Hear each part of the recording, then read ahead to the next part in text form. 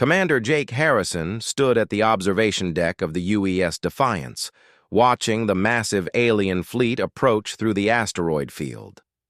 3 months ago, humanity had made first contact with the Zephyrian Empire, and it hadn't gone well. The aliens demanded Earth's immediate surrender, claiming humans were too primitive and violent to govern themselves. "Sir, incoming transmission from the flagship," Communications Officer Chen reported from her station. Jake straightened his uniform. "Put it through, main screen." The holographic display shimmered, revealing the bridge of an alien vessel. At its center stood Princess Lyrelai of House Vorthak, the Zephyrian Empire's military commander. She was tall and elegant, with pale blue skin that seemed to glow under the ship's lighting. Her silver hair flowed like liquid mercury, and her amber eyes held an intelligence that made Jake's chest tighten every time he saw her.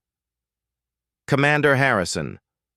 Her voice carried that musical quality all Zephyrians possessed, though hers held authority that could silence entire star systems.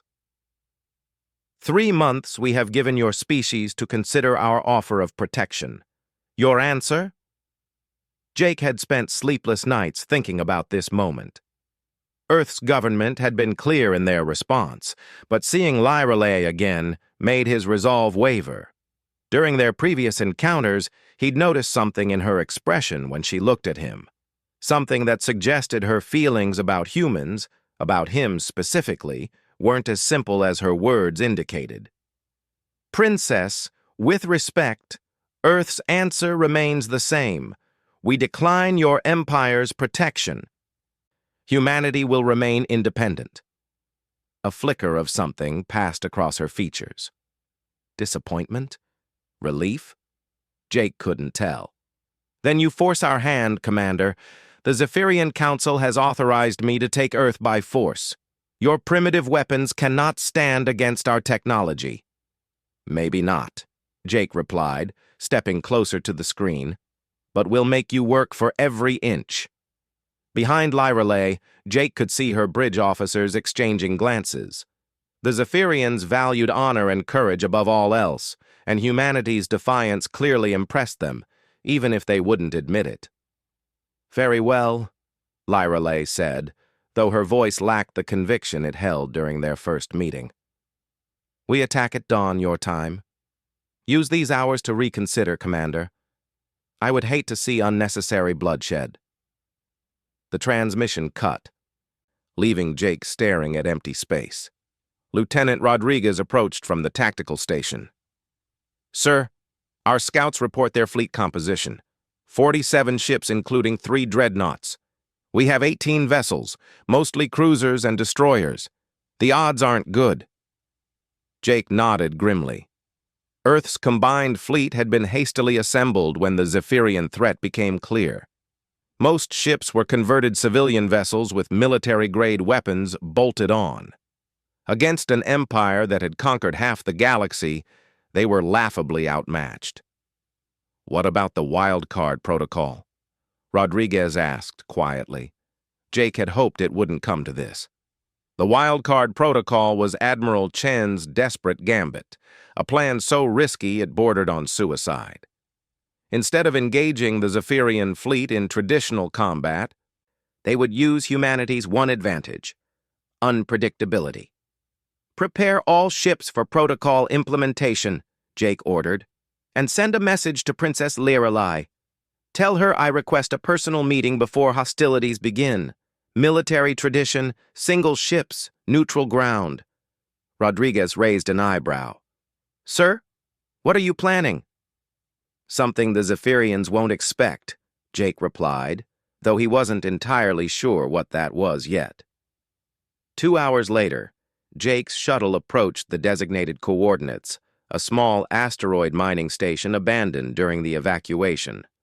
Princess Lyrelai's shuttle was already docked, its elegant curves a stark contrast to the utilitarian human design. The station's artificial gravity was weak, making each step feel bouncy and uncertain. Jake found Lyrelai waiting in what had once been the station commander's office. now stripped bare except for a metal desk and 2 chairs. She had removed her ceremonial armor, wearing instead a simple blue uniform that somehow made her appear even more striking. "You came," she said, and Jake detected surprise in her voice. "Military courtesy," Jake replied, though they both knew this meeting served no traditional purpose. "Before we try to kill each other, I thought we should talk." Lyrelai gestured to the chairs. As they sat, Jake noticed her hands weren't quite steady. For someone about to conquer a planet, she seemed remarkably nervous. "Your species fascinates me, Commander," she began. "3 months ago, when we first made contact, I expected immediate surrender. Most civilizations submit once they see our fleet's power. But humans," she paused, "you fight, even when victory is impossible." "It's what we do," Jake said simply. "Maybe it's stupid, but we'd rather die free than live as subjects. The Council believes humans are too violent, too unpredictable to govern themselves. They see your wars, your conflicts, and conclude you need guidance. And what do you believe?" Lyrelai met his eyes, and for a moment the military commander facade slipped. I believe your violence comes from the same source as your courage. You fight because you care about your families, your homes, your freedom to choose. It's not mindless aggression, it's passion." The word hung in the air between them. Jake felt his pulse quicken. "Princess, may I ask you something personal?" She nodded. "Why did you really request this meeting?" "This isn't about military courtesy." Lyrelai stood abruptly, moving to the small viewport overlooking the asteroid field. "Because in 3 months of studying your species, I've come to understand something my council refuses to see. Humanity doesn't need to be conquered, it needs to be appreciated." Jake joined her at the viewport. The human and Zephyrian fleets hung in space like 2 groups of predators sizing each other up. "My people prize strength above all else," Lyrelai continued. "For centuries we've conquered worlds through overwhelming power. But watching humans, watching you, has shown me there are different kinds of strength." "What do you mean?" She turned to face him, her amber eyes intense. "When I first saw you on the bridge of your ship, defending your world despite impossible odds, I felt something I'd never experienced. You weren't afraid of me, weren't impressed by my title or my fleet. You just stood there, ready to fight for what you believed in." Jake's breath caught. "Lyrelai, in Zephyrian culture, when a warrior proves themselves worthy through courage and strength, it creates bonds. Deep ones." Her voice dropped to almost a whisper. "I've spent 3 months trying to convince my council to find another way. Any way that doesn't involve destroying what I've come to value." The admission hung between them like a physical presence. Jake reached out, hesitating for just a moment, before gently taking her hand. Her skin was warm despite its alien coolness. "What happens now?" he asked. "Now we return to our ships, and you show me just how stubborn humans can be." A small smile played at the corners of her mouth. "Make it spectacular, Commander. Give me something to show the Council. Prove that humanity deserves to remain free." As they prepared to leave, Jake turned back. "Lyrelai, when this is over, regardless of how it ends." "When this is over," she interrupted, "we'll see what's possible between an alien princess and a stubborn human commander." Jake returned to the Defiance with his mind racing. The wild card protocol suddenly seemed less like a desperate gambit and more like an opportunity. If he could show the Zephyrian Empire that humanity was too valuable to destroy, maybe they could find a different path forward. "All ships, this is Commander Harrison," he broadcast to the human fleet. "In 6 hours, we're going to show these aliens exactly what humans are capable of. Remember, we're not just fighting for Earth, we're fighting to prove we belong among the stars." As the fleets prepared for battle, neither side knew that this confrontation would change the course of galactic history forever. The wildcard protocol began exactly as Admiral Chen had designed it, with complete chaos. Instead of forming traditional battle lines, the human fleet scattered like startled fish, each ship heading in seemingly random directions. To the watching Zephyrians, it looked like panic. Princess Lyrelay knew better. "Ma'am, the human vessels are breaking formation," her tactical officer reported. "Should we pursue?" Lyrelay watched the displays intently. Commander Harrison's ship, the Defiance, was leading a small group toward the asteroid field's densest section. "No. Maintain position. Let's see what they're planning." On the Defiance's bridge, Jake coordinated the most audacious military maneuver in human history. "Rodriguez, status on the mining charges?" "All 17 asteroid stations are rigged and ready, sir. The civilian miners worked around the clock to place them." Jake smiled grimly. During the 3-month standoff, while diplomats talked and military leaders planned, human miners had been busy. They'd identified asteroids rich in rare metals that the Zephyrian ship's sensors would find irresistible targets. Each asteroid was now packed with enough explosives to tear apart a mountain. "Chen, patch me through to the Zephyrian flagship." Princess Lyrelay's image appeared on the main screen. Behind her, Jake could see confusion on her bridge crew's faces. "Commander, your ships appear to be retreating. Are you surrendering?" "Not exactly," Jake replied. "I'm giving you a demonstration. Observe the asteroid at coordinates 447-229-881. On both ships, all eyes turned to the designated rock. It looked ordinary, just another piece of space debris spinning slowly through the void. "Fire," Jake ordered. The Defiance's main guns opened up, striking the asteroid with pinpoint precision. For a moment, nothing happened. Then the entire rock erupted in a brilliant explosion that lit up the asteroid field like a miniature star. Lyrelay's eyes widened. Impossible. That explosion was too large for weapons fire. "We've had 3 months to prepare," Jake explained calmly. 17 more asteroids in this field are similarly rigged. Your ships excel in open space combat, but in here, among the rocks, you're fighting on our terms." The Zephyrian tactical officer was frantically scanning the field. "Princess, I'm detecting 17 asteroids with unusual energy signatures. They've weaponized the entire field." But Jake wasn't finished. "Rodriguez, initiate Phase 2. Suddenly, the retreating human ships revealed their true purpose. Each had positioned itself near strategic points throughout the asteroid field. As the Zephyrian fleet watched, the human vessels began coordinated maneuvers that defied military logic. The merchant vessel Prosperity suddenly accelerated directly toward a Zephyrian destroyer, apparently on a suicide run. At the last second, it deployed a massive cargo net filled with metallic debris, creating a cloud of chaff that blinded the destroyer's sensors, while the Prosperity slipped away using momentum alone.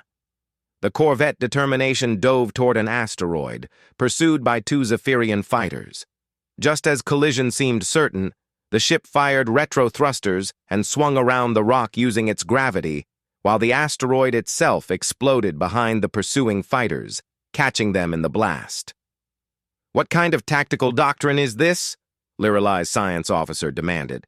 "It's not doctrine," Lyrelay replied, understanding dawning in her voice. "It's pure improvisation." On the Defiance, Jake watched his fleet perform miracles. The cargo hauler New Detroit had modified its loading arms to grab and throw asteroids like catapults. The passenger liner Serenity was using its emergency evacuation pods as decoy targets, while its actual position remained hidden. Every human ship was fighting with creativity born of desperation and supported by intimate knowledge of the battlefield they'd spent months preparing. "Sir, Zephyrian Dreadnought Inevitable Glory is moving to engage us directly," Rodriguez reported. Jake had been waiting for this. "All ships, execute Pater Sierra.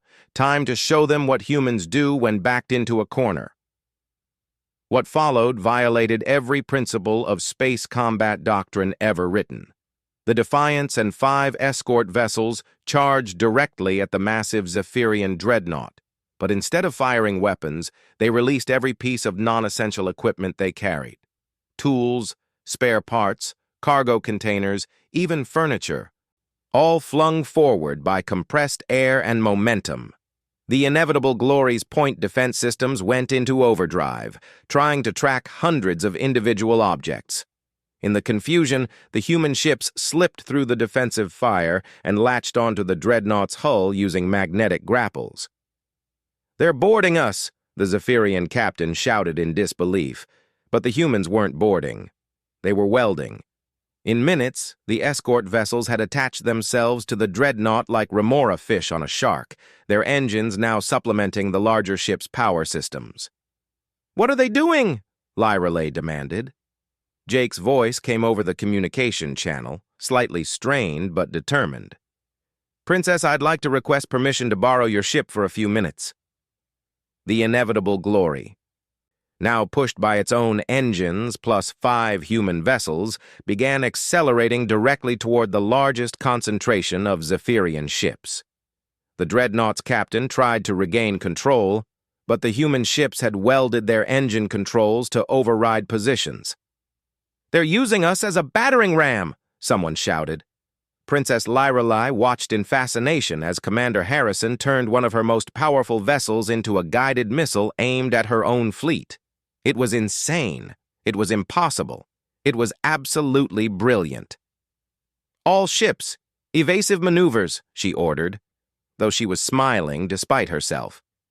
The improvised ram scattered the Zephyrian formation, and in the chaos, the human fleet struck like a pack of wolves. Ships that had seemed hopelessly outmatched suddenly became deadly threats. Using the asteroid field's unique environment and their own unconventional tactics to level the playing field. The battle raged for 6 hours. When the dust settled, both fleets had taken heavy damage, but neither had achieved victory. More importantly, the humans had proven something crucial. They couldn't be easily dismissed. "Ceasefire!" Lyrelay ordered, her voice carrying across all channels. "All ships stand down!" In the sudden silence, Jake found himself breathing hard on the Defiance's damaged bridge. 3 of his escorts were gone, and the remaining ships were running on emergency power, but they were still fighting. "Princess?" he asked over the comm. "Commander Harrison," Lyrelay's image appeared on his screen, and Jake was surprised to see admiration in her expression. "I believe we need to talk, not as enemies, but as equals." "Ma'am," her tactical officer interrupted urgently, "we're receiving a priority transmission from the Imperial Council on Zephyr Prime." Lyrelay's expression hardened. "Put them through." The holographic display expanded to show Councillor Vorthek, Lyrelay's uncle, and the Empire's most powerful military leader. His scarred face and cold amber eyes radiated authority and displeasure. "Princess Lyrelay," his voice cut through space like a blade, "explain to me why a primitive human fleet still exists after 6 hours of combat." "Uncle, the humans have proven more resourceful than anticipated. Their tactical innovations—" "Excuses," Vorthek interrupted. "The Council grows impatient with your reluctance to complete this conquest. If you cannot fulfill your duties, perhaps another commander should take charge of this operation." Jake saw Lyrelay's jaw tighten. In Zephyrian culture, being replaced in command was the ultimate dishonor. It would end her military career and exile her from the royal family. "Counselor," Jake interrupted, surprising everyone. "If I may address the Imperial Council." Vorthek's eyes narrowed dangerously. "A human dares to speak in the presence of the Imperial Council?" "A human who just fought your princess to a standstill," Jake replied calmly. "I think that earns me the right to be heard." The tension was palpable. For a moment, Jake thought Vorthek might order the immediate destruction of the human fleet. Then the counselor leaned forward, intrigued despite himself. "Speak, human, but choose your words carefully. They may be your species' last." Jake looked directly into the alien's cold eyes. Counselor, your empire conquers worlds through superior technology and overwhelming force. But what happens when you face an enemy that doesn't fight by your rules?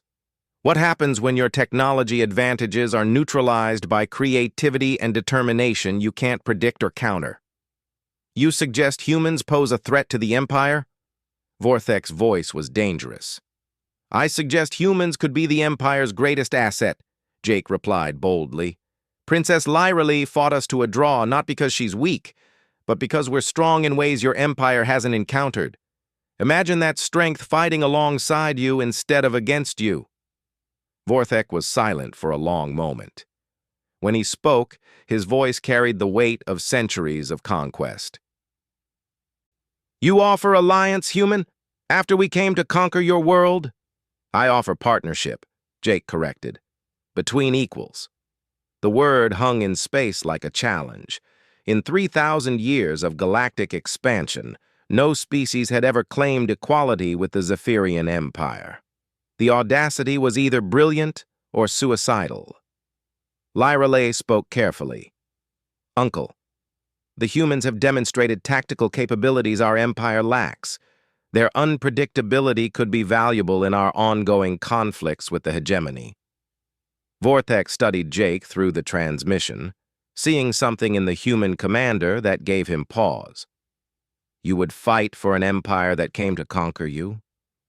We'd fight alongside an empire that chose to respect us, Jake replied. There's a difference. The counselor made his decision with characteristic Zephyrian directness. Very well, human. You have one standard cycle to prove your worth.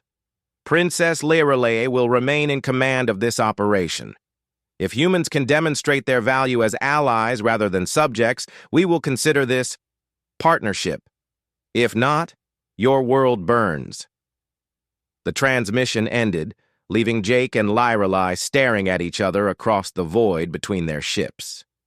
In 24 hours, humanity would either find its place among the stars or face extinction.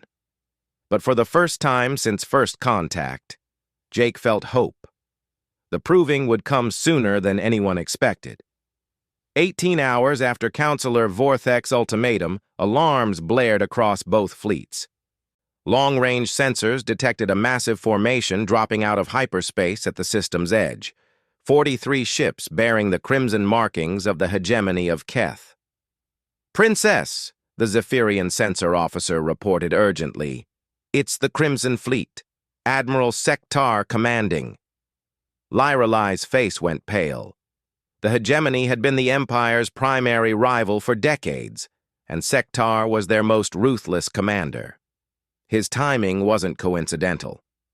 They monitored our transmissions to the Council, she realized. They know about the human negotiations. On the Defiance, Jake studied the enemy formation with growing dread. The hegemony ships were massive, brutal-looking vessels designed for one purpose: overwhelming destruction. Unlike the elegant Zephyrian designs, these were weapons of war stripped of all beauty or grace. Sir. Incoming transmission, Chen reported. It's from the hegemony flagship. Admiral Sektar appeared on screen, his reptilian features twisted in what might have been amusement. The Keth were the Empire's ancient enemies, a species that valued conquest and dominance above all else. Princess Lyralee, Sektar's voice was like grinding metal. The hegemony has come to witness your empire's latest failure. We hear you've been negotiating with primitives. This system is under imperial jurisdiction, Sektar, Lyralee replied coldly. Withdraw immediately. I think not. The hegemony claims this system and its primitive inhabitants. Consider it payment for your recent defeat at Proxima Station. Jake felt his blood chill.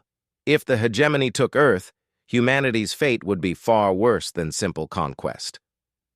The Keth enslaved entire species, turning them into biological weapons for their endless wars. Princess, Jake opened a private channel. What are our options? Lyralee's response was grim. My fleet is damaged from our battle. Sector has superior numbers and firepower. In a straight fight. She shook her head. Jake made a decision that would echo through galactic history. Then we don't fight straight. He opened a fleet-wide channel that included both human and Zephyrian vessels. All ships, this is Commander Harrison. The hegemony threatens to enslave humanity and destroy everything we've built here. I'm asking for volunteers for Operation Prometheus. Sir, Rodriguez whispered urgently. Operation Prometheus was theoretical. We've never tested it. Time to find out if human engineering lives up to human stubborn. Isn't it? Across both fleets, ships began responding. Every human vessel volunteered immediately, as Jake had expected. What surprised him was when Zephyrian ships began volunteering too. Princess, one of Liralay's captains announced, the light cruiser Starwind requests permission to join the human operation. As does the destroyer Nightfall, another captain added, and the assault frigate Dawn's Edge. Liralay looked at Jake in wonder. Commander, what exactly are you planning? Jake's smile was fierce. Something the hegemony won't see coming. Princess, I need your fastest ships and your best pilots. Can you trust me? For a moment, the bridge was silent. Then Liralay nodded. I trusted you before, Commander. I trust you now. Operation Prometheus began with the most dangerous hyperspace jump in recorded history. 12 ships, 6 human, 6 Zephyrian, disappeared into hyperspace on a trajectory that should have been impossible. They were jumping directly into the system's star. They're committing suicide, Admiral Sector observed with satisfaction. Humans are even more primitive than we thought. But Jake wasn't planning suicide. He was planning the impossible. 3 months of asteroid mining had taught human engineers something crucial about the system's star. It wasn't just any star, it was a variable star, one that underwent regular fluctuations in its magnetic field. With precise timing and ships modified to withstand massive electromagnetic interference, it was theoretically possible to use the star itself as a slingshot. The 12-ship task force dropped out of hyperspace less than 1 million kilometers from the star's surface, closer than any ship in galactic history had ever approached a main sequence star. The combined fleets watched in horror as the ships seemed to vanish into the stellar corona. Energy signatures lost, the Zephyrian sensor officer reported. All ships presumed destroyed. Sector laughed, a sound like breaking glass. Primitive desperation. Now, Princess, surrender your fleet, and I might allow your empire to retain some dignity. But Liralay was watching her sensors with growing excitement. Wait. There. Energy spikes from the star's corona. The star itself seemed to pulse, its magnetic field lines twisting and realigning in patterns that defied stellar physics. For a moment, space around the star warped visibly. Then 12 ships erupted from the stellar corona at impossible velocity. Operation Prometheus worked exactly as Jake's mad scientists had calculated. By diving into the star's magnetic field at the precise moment of field reversal, the ships had been accelerated to nearly 10% of light speed. They screamed across the system like meteors, trailing plasma and impossible energy readings. The hegemony fleet had exactly 17 seconds to realize what was happening. Evasive maneuvers! Sector shrieked, but it was far too late. The human cargo vessel New Detroit struck the hegemony flagship amidships at 8% light speed. The impact released energy equivalent to a small nuclear weapon, vaporizing both ships instantly. The Zephyrian destroyer Nightfall took out a hegemony battlecruiser with similar results. But the real genius of Operation Prometheus wasn't the impacts. It was what happened next. As the superheated task force ships struck their targets, they released clouds of metallic debris that had been supercharged by stellar radiation. This debris formed expanding spheres of electromagnetically active material that played havoc with ship systems throughout the hegemony formation. "Shields failing," the hegemony tactical officer reported in panic. "Navigation systems offline. Weapon systems experiencing cascade failures. In the chaos that followed, the remaining human and Zephyrian ships struck like avenging angels. Ships that had been fighting each other hours before now coordinated their attacks with deadly efficiency. The Zephyrian cruiser Starwind and the human destroyer Vigilance executed a perfect pincer movement, trapping a hegemony dreadnought between crossfire. The human ship used its modified cargo launchers to deploy a cloud of reactive mining charges, while the Zephyrian vessel provided covering fire. Lyralay's flagship, the Inevitable Glory, fought alongside the human corvette Determination in a running battle through the outer system. The two ships moved together like dancers, the human vessel's unpredictable maneuvers creating opportunities for the Zephyrian ship's superior firepower to exploit. On the Defiance, Jake coordinated the battle while fighting his own engagement against two hegemony destroyers. His ship had taken heavy damage during the stellar slingshot maneuver, but the crew fought with desperate courage. "Rodriguez, we've lost main power to forward weapons," Jake called out as explosions rocked the bridge. "Sir, engineering reports they can reroute power through the cargo bay systems, but it'll require manual connection. Someone has to go outside."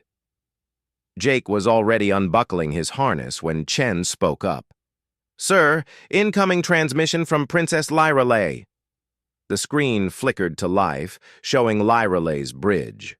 Behind her, Jake could see damage and sparking systems, but her amber eyes were fierce with determination. "Jake," she said, using his first name for the first time. "My ship is heavily damaged. We're losing life support and our weapons are offline. But I have an idea." "I'm listening." "The Inevitable Glory's engines are intact. If we ram the remaining Hegemony command ship, it might be enough to break their formation. But—" she paused. "It would be a one-way trip." Jake felt his heart stop. "Lyralay, no. There has to be another way." "There isn't," she replied sadly. "My ship is dying anyway. At least this way, it dies for something worthwhile." "Wait." Jake's mind raced. Throughout this entire conflict, humans had succeeded through unconventional thinking. There had to be a solution that didn't require sacrifice. "Lyralay, can your ship maintain structural integrity for another 10 minutes? "Possibly." "Why?" Jake's plan was insane, but that had never stopped humans before. "Because we're going to try something even crazier than flying into a star." Using the Defiance's cargo tethers and every spare cable they could find, Jake's crew began connecting their ship to Lyralay's massive dreadnought. It was improvised engineering at its most desperate, but human crews specialized in making impossible things work. "Jake." "What are you doing?" Lyralay asked as she watched human engineers welding connection points to her ship's hull. "If your ship is dying anyway, let's make sure it goes out in a way the galaxy will remember," Jake replied. "Trust me." With the ships connected, Jake executed the most audacious maneuver in military history. Using the Defiance's engines and the Inevitable Glory's mass, he turned the linked vessels into a massive flail, spinning them around their common center of gravity. The combined ships whirled through space like a gigantic hammer, building momentum with each rotation. When Jake finally released the connections, the Inevitable Glory flew toward the Hegemony command ship with devastating force, while the Defiance spun away in the opposite direction. But instead of crashing into the enemy vessel, Lyralay used the momentum to execute a perfect slingshot maneuver around the command ship, coming up behind its engines and unleashing every remaining weapon at point-blank range. The Hegemony flagship erupted in flames, and with it, Admiral Sektar's dreams of conquest. In the aftermath, as the surviving Hegemony ships retreated, Jake and Lyralay found themselves floating in damaged vessels, alive against all odds. "Commander Harrison." Lyralay's transmission was weak but clear. "I believe humans have proven their worth." Jake laughed, giddy with exhaustion and relief. "Does this mean we pass your uncle's test?" "I believe," Lyra Lee replied, and Jake could hear the smile in her voice. This means something far more important. It means we've found something neither of our species has had before, true partners among the stars. Later, as both fleets worked together to repair their ships and tend to their wounded, Jake and Lyra Lee met again on the abandoned mining station. This time, they weren't enemies preparing for battle or temporary allies facing a common threat. They were something entirely new. "So what happens now?" Jake asked, looking out at the mixed fleet where human and Zephyrian vessels worked side by side. Lyra Lee moved closer to him, her hand finding his. "Now we show the galaxy what humans and Zephyrians can accomplish together. My uncle will have no choice but to accept this alliance after what we've achieved." "And personally?" Jake asked, turning to meet her amber eyes. "Personally," she whispered, "I think an alien princess might have found her king among the stars, if he'll have her." Jake's answer was to pull her close, sealing their alliance with a kiss that would become legend throughout both species. When they broke apart, both were smiling. "You know," Jake said thoughtfully, "when we first met, I never imagined it would lead to this." Lirele laughed, a sound like silver bells. "What? You mean to preventing an interstellar war while accidentally founding the most powerful alliance in galactic history?" "No," Jake replied, grinning. "I mean to falling in love with the woman who came to conquer my world." Outside the station, human and Zephyrian ships continued their work, no longer separate fleets but the beginning of something unprecedented, a true partnership between species. And at its heart were a stubborn human commander and an alien princess who had found in each other something worth fighting for. The galaxy would never be the same.